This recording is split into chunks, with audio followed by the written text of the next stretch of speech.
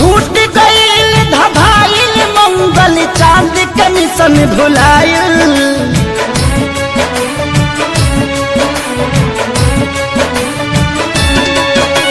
छूट गईल धधाइल मंगल चांद के मिशन भुलाइल।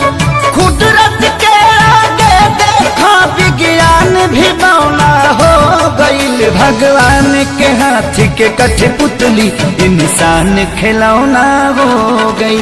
भगवान के हाथ के कठपुतली इंसान खिलौना हो गई।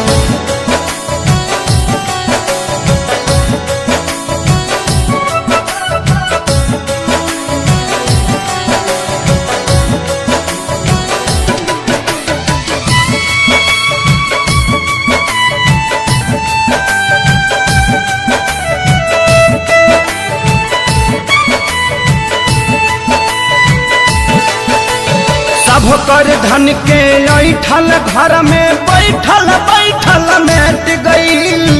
बड़का बड़का वीर भूपति के विपत्ति से जब भेंट भइल।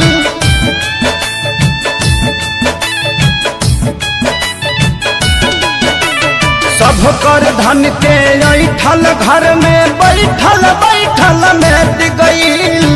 बड़का बड़का वीर भूपति के विपत्ति से जब भेंट भइल। त्राजिमाम जगत में भइल जब काम घिनौना हो गईल। भगवान के हाथ के कठपुतली इंसान खिलौना हो गई। भगवान के हाथ के कठपुतली इंसान खिलौना हो गई।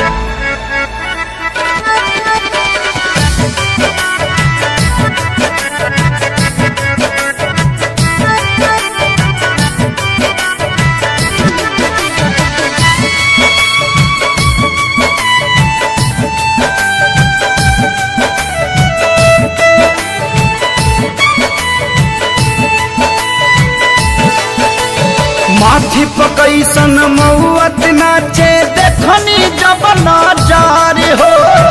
अपनों से मिले जुले में लागता बदर हो।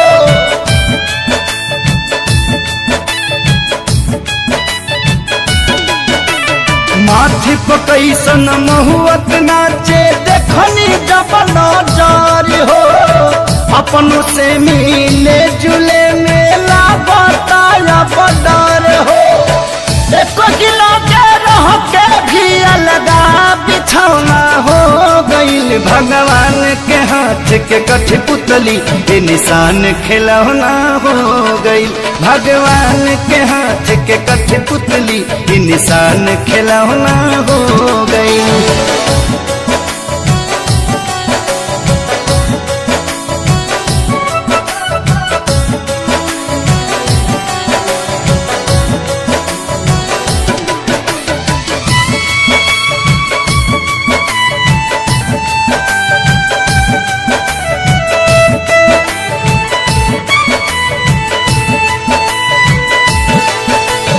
राजा के हथवा जोड़त देखनी प्रजा से करत गोहार हो। इहे देखी जिंदगी के लागल का बाकी मत हमार हो।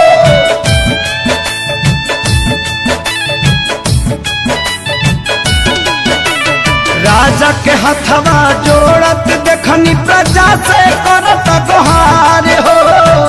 इहे देखी जिंदगी के लागल का बाकी मत हमारे हो।